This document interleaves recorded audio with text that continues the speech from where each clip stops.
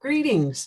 This is a presentation of highlights from the Smith College class of 1972 50th Reunion Survey. My name is Nancy Ammon Jianakoplos. And my name is Susan Gutchess. Our 50th reunion theme is looking back, moving ahead. Our 12 survey questions were constructed to parallel the reunion theme with 3 sections, past, present, and future, with 4 questions related to each time period. Together, Nancy and I have pored over the 182 survey responses submitted through the web portal used to create our 50th reunion class yearbook and picked out the common themes, highlights, and lowlights of the responses. But before we get to the survey results, let's let Nancy give us a few words to put these survey results into perspective. Thank you, Susan. Please remember that the survey responses were submitted between May 2nd and November 15th of 2021. The 182 survey responses represent just 42% of the 435 classmates who participated in the class yearbook. Not everyone who submitted survey responses answered every question. As the survey responses are completely anonymous, we have no way to determine whether these 182 responses are representative of the class or comparable with previous survey results. Also, please consider that Susan and I used our own judgment in determining which responses to summarize and include in this presentation. The bottom line is these survey responses are not suitable for use in any reputable scientific or professional analysis. These results in our presentation are solely for your enjoyment and enlightenment. Having given our disclaimer, let's look back on our Smith College days as Susan describes the results of the first survey question. Let's get the screen share here.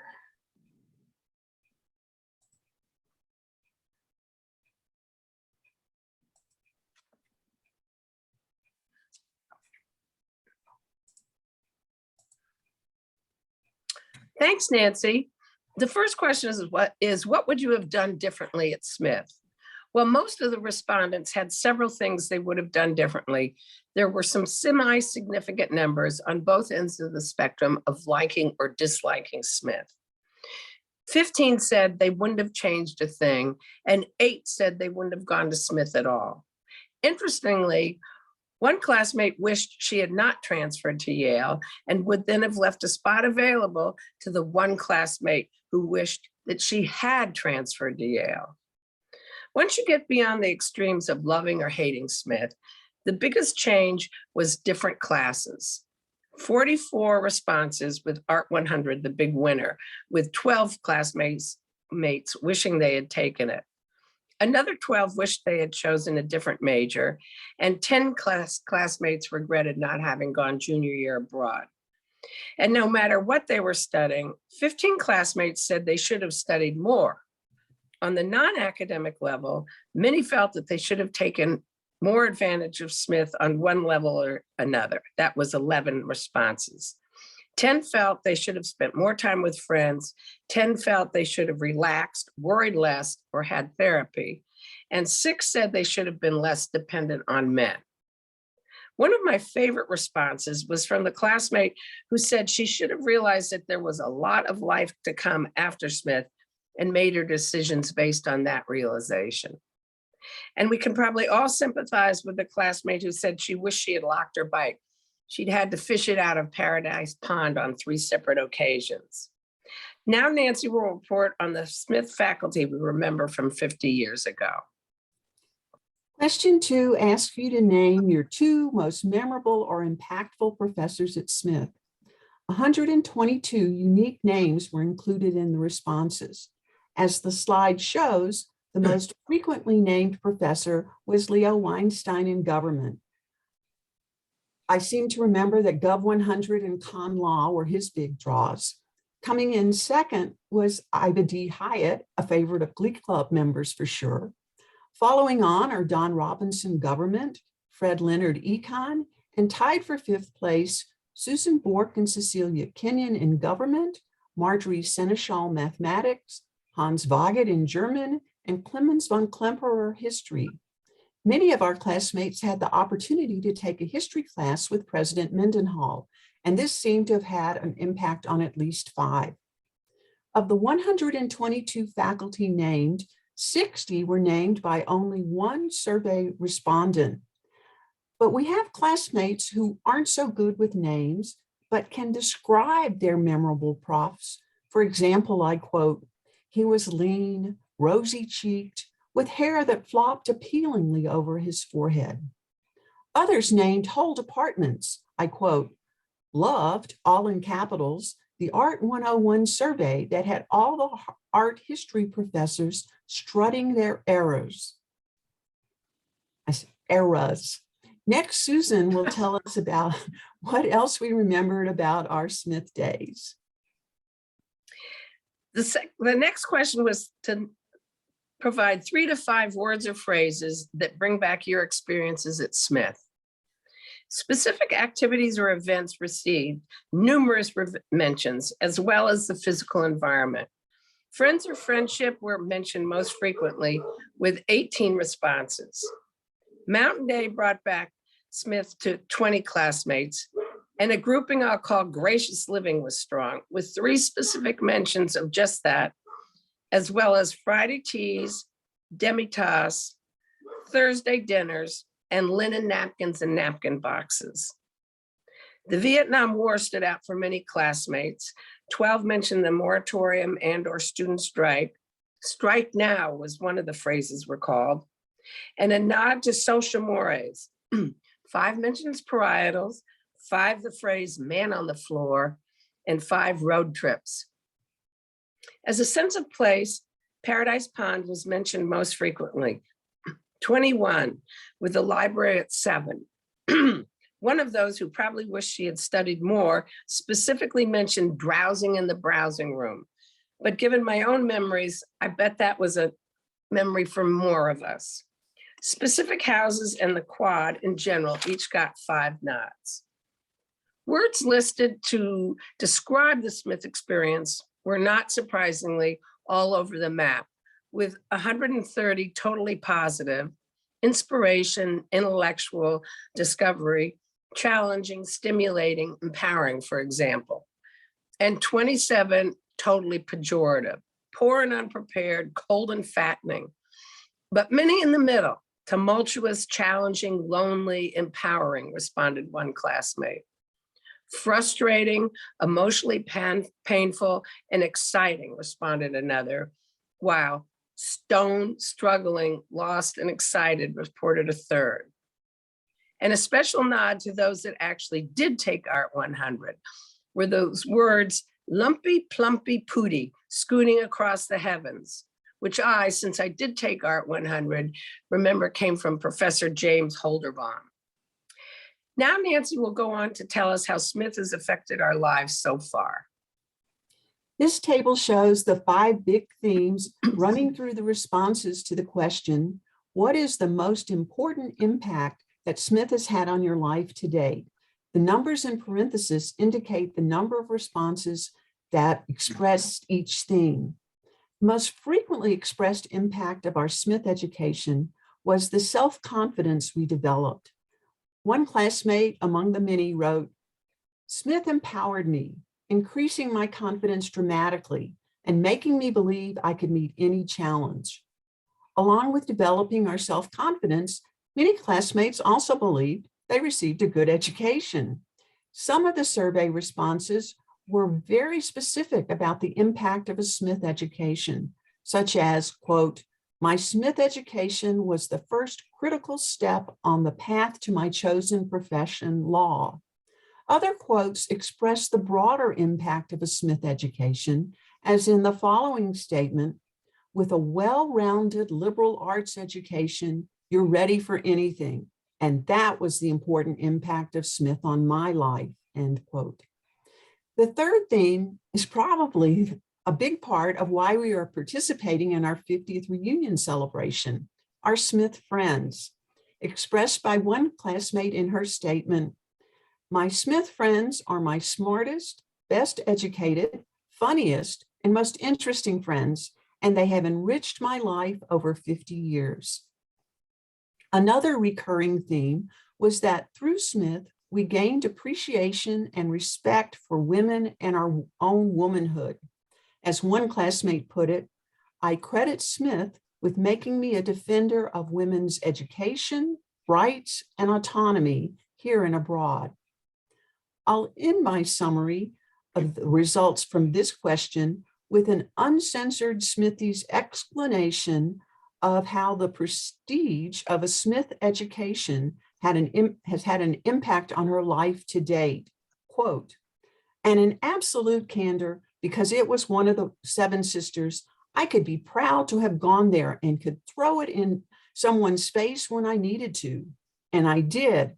And sometimes it is what helped get me an interview or stop some arrogant male's assumption of my stupidity. The next slide shows that I've identified the 5 most frequent responses of the best and worst aspects of being 70 plus. Clearly, retirement, the end of work and time-consuming work responsibilities is considered to be one of the best aspects of being in one's early 70s. As one classmate among many wrote, freedom to spend time as I wish without work constraints. And what do we want to do with our free time? All types of activities were mentioned, but the most frequently mentioned use of this time was to enjoy friends and family. There were mentions of spending more time with longtime friends and amazing spouses, and quite a few specifically mentioned spending time with children, but it is grandchildren, which appears in 50 responses, that is the best thing about being in your 70s for many. For quite a few of us, health and happiness and just being alive is the best part of being in our 70s. Expressed by one classmate, I'm alive and kicking and with most of my faculties intact. We can follow up on the frequent mention of health and happiness in the early 70s with the results of the 5th question in the survey that was a multiple choice, how would you rate your health, with possible choices of excellent, good, fair, and poor. The same question was asked on surveys for our 35th, 40th, 45th, and now 50th reunion survey. Each bar shows the percentage of survey respondents falling into each health category. Comparisons across surveys showed that more of us moved from believing we were in excellent health to being in just good health. Although even in our most recent self-assessment, the great majority of us, 95%, rate our health as excellent or good. You can barely see the thin blue line on the far right of the graph. This represents the one response in the survey reporting poor health, the only time in 4 surveys for a response in this category. The 4th theme I saw among the responses to what is the best part of being in our 70s was the idea that we had gained wisdom and perspective from our long life experience.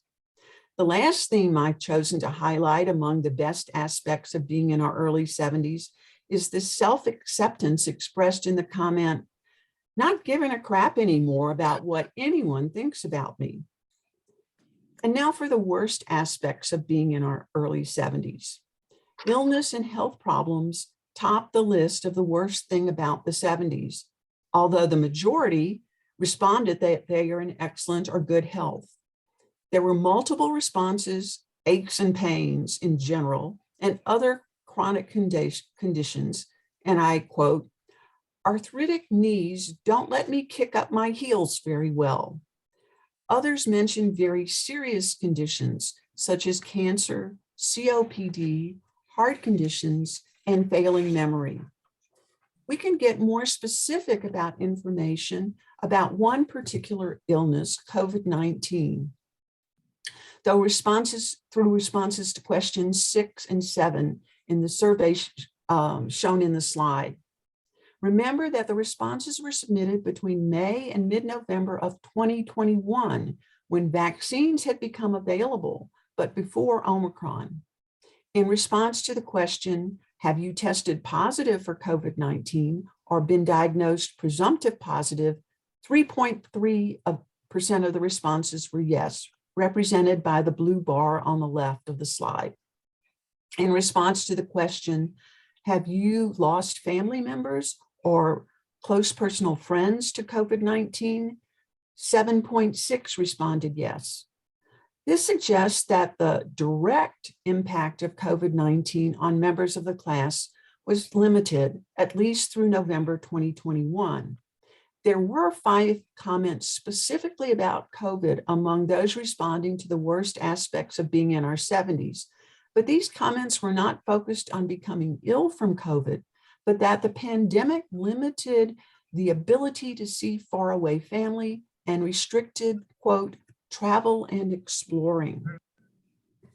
Moving to the second big theme, there were many who said one of the worst aspects of being 70 was knowing that time is limited. I quote, being more aware of death and limited years ahead. I quote, realizing that I will not be here for 70 more years. I distinguished another theme of concern, not so much about body and mental failure, but the decline in physical and mental capability, slowing down. Many of these comments focused on a general diminishing capability, quote, not as flexible, agile, strong, or mentally quick as I used to be. And this final ironic but very specific comment on declining physical ability, quote, my life is so wonderful, it's hard to say anything that others won't laugh at. But the worst thing for me is that I can no longer run an 8-minute mile. Another worst aspect of the 70s plus, being 70 plus, is the more frequent loss of family and friends. And finally, a less frequently mentioned but important issue for society at large is experiencing negative impacts of ageism. Quote, worst, my boss is bullying me to retire. Another, I hate that people just look through me now as if I don't exist. And my personal favorite, quote, being referred to as the elderly during the pandemic. In closing, 3 classmates wrote that there was nothing good about being in your 70s, and 16 classmates wrote that there was nothing bad. Now, Susan will describe some of our visions for the future. As you can see from the bar charts, our class's outlook has bounced back a bit from 2017, although there is a caveat about comparability. While we have always been generally optimistic, or somewhat so, our numbers fell off in 2017, but have returned to almost previous level, with 61% feeling very or somewhat optimistic. The one blip here is the increase in very pessimistic, which is now at 5.5%, or 10 respondents. Previous years, this number was minimal. And 20% are somewhat pessimistic. Reasons for the growing pessimism might be seen in the responses to the next question: what is the single most critical issue facing the world today? First off, I will say that very few respondents actually mentioned just one issue. I have included all the issues raised in the results.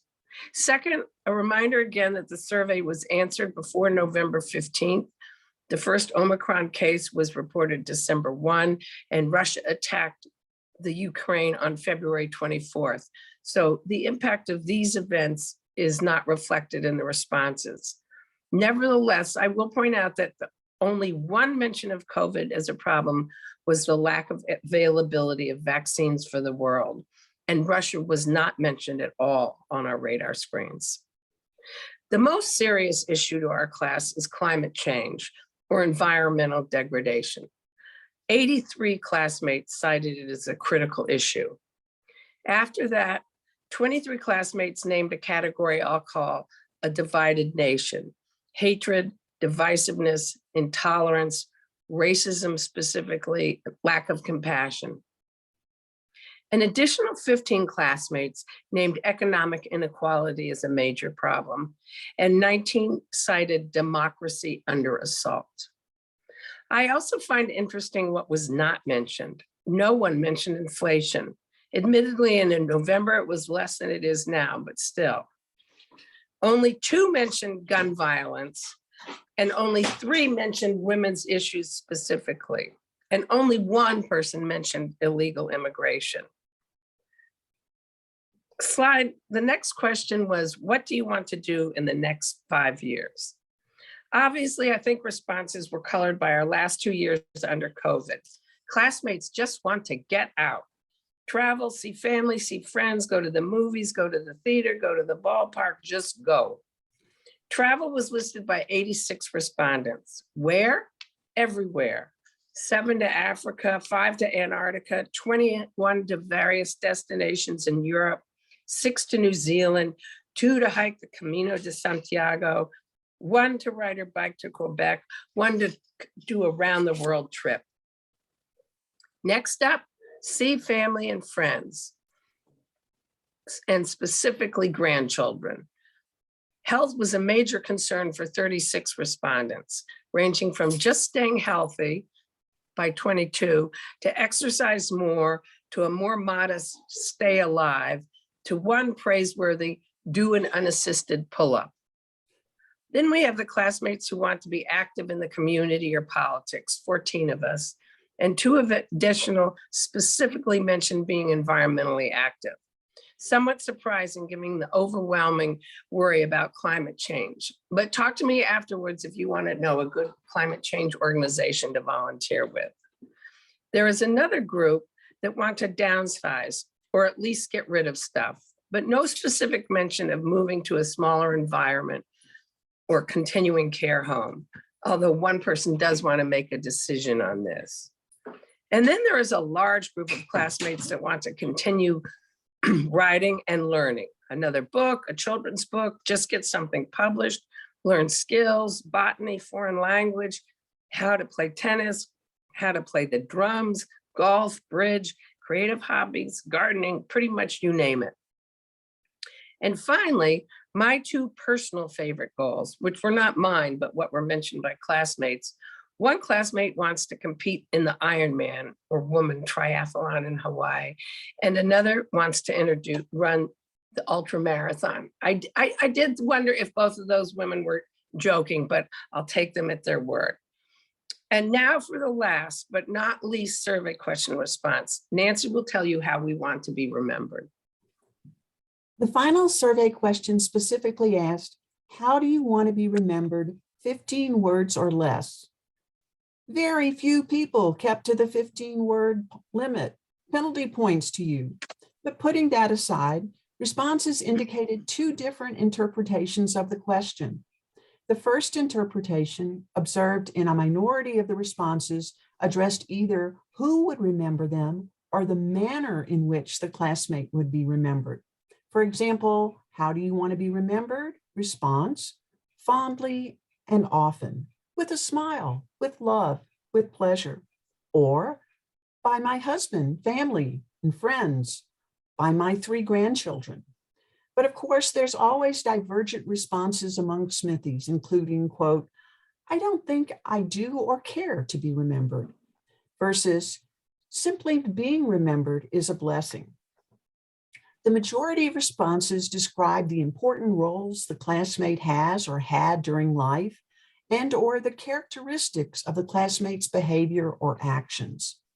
By a large margin, the 2 roles mentioned most frequently were friend, 39 responses, and mother, 29. Other less frequently mentioned roles included wife, partner, grandmother, and daughter. Among the 15 responses that mentioned careers or professions, educators and physicians were the specific careers most frequently mentioned worth remembering. Classmates' descriptions of how they performed and wished to be remembered must be considered as, aspirational. All of the adjectives and adverbs are those that would traditionally be viewed as positive characteristics. No one said they wanted to be remembered as grumpy, miserly, vindictive, or narcissistic. The most frequently used adjectives were good and kind, followed by loving and generous, giving. Finally, a few of our classmates interpreted the question the way I wanted to write it, but was overruled because it sounded too morbid. Write your own epitaph in 15 words or less. 27 were epitaph worthy and written in 15 words or less. Here are a sampling of 3 that are representative examples of the actions and aspirations expressed by classmates. She lived life and made a difference. She improved with age and knew how to laugh. She was a capable, amazing mother, grandmother, friend, and always there with a smile. And finally, from a classmate who fully understood the underlying meaning of the question I wrote, quote, I think my tombstone should read, it seemed like a good idea at the time. This concludes our presentation of the Smith College Class of 1972 50th Reunion Class Survey results. Thanks to everyone who submitted their survey responses. Our 25 minutes of highlights don't do justice to the richness of your responses. Thanks to everyone watching this video. We look forward to seeing you again in 2027 for our 55th reunion survey results presentation.